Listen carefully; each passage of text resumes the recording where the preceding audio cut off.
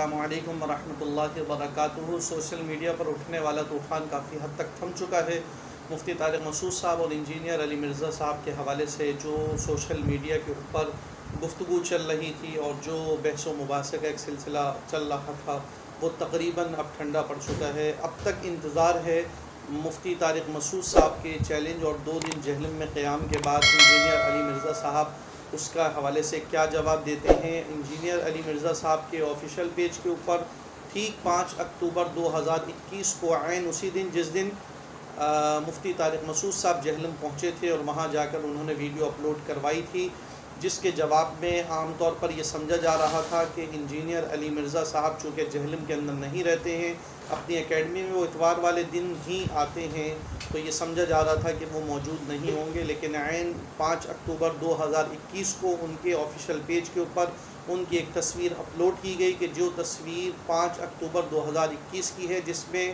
Engineer علی مرزا صاحب نے معروف ایکٹر حمزہ علی عباسی صاحب اور حسن علی جاوید احمد غامدی صاحب کے داماد حسن علی سے ملاقات کی۔ اس کی تصویریں خوشگوار موڈ کے اندر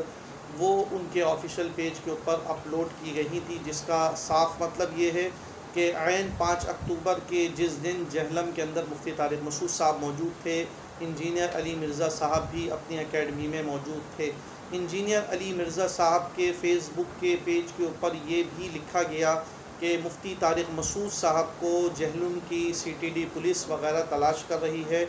اور ان کے موبائل فون کے بارے میں بھی یہ کہا گیا کہ جو نمبر انہوں نے ویڈیو میں شو کیا تھا، جو ان کے کسی شاگرد کا نمبر تھا جس نمبر پر رابطہ کرنے کا کہا گیا تھا، وہ نمبر نہیں ملا۔ یہ دونوں جو دعوے کیے گئے، ان دونوں کی دعووں کے غلط ہونے کا ثبوت اس طرح ہے کہ پاکستان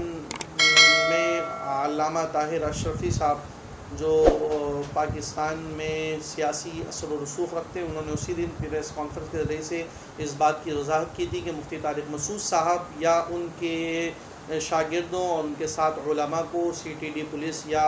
جہلم کی کسی بھی پولیس کی نظر میں وہ مطلوب نہیں ہے اور ان کی تلاش نہیں کی جا رہی ہے۔ اور سوشل میڈیا پر آپ نے مختلف اور ویڈیوز بھی دیکھی ہوں گی، جو ویڈیوز ایسے لوگوں کی طرف سے اپلوڈ کی گئی ہیں جنہوں نے باقاعدہ ویڈیو ریکارڈنگ کے ذریعے سے اس نمبر پر، جو نمبر مفتی طارق مسعود صاحب کے کسی شاگرد مولانا صہیب کا تھا، جو نمبر شو کیا گیا تھا، جس نمبر پر یہ کہا گیا تھا کہ انجینئر علی مرزا صاحب یا ان کے دوست اس نمبر پر رابطہ کر سکتے ہیں، اس نمبر پر فون کیا گیا، وہ نمبر اٹھایا گیا، اس نمبر پر گفتگو ہوئی۔ یہ دونوں باتیں جو ہیں وہ غلط ثابت ہوئیں جو انجینئر علی مرزا صاحب کی طرف سے کہی گئی۔ صاف مطلب اس بات کا یہی ہے کہ انجینئر علی مرزا صاحب یا ان کے شاگرد جو دعوے ویڈیو کے اوپر بیٹھ کر کرتے ہیں، اس دعوے کو عملی طور پر فیس کرنا ان کے لیے ممکن نہیں ہے۔ تاہم آج چونکہ اتوار کا دن ہے، انتظار کیا جا رہا ہے کہ آج شاید انجینئر علی مرزا صاحب کی طرف سے کوئی جواب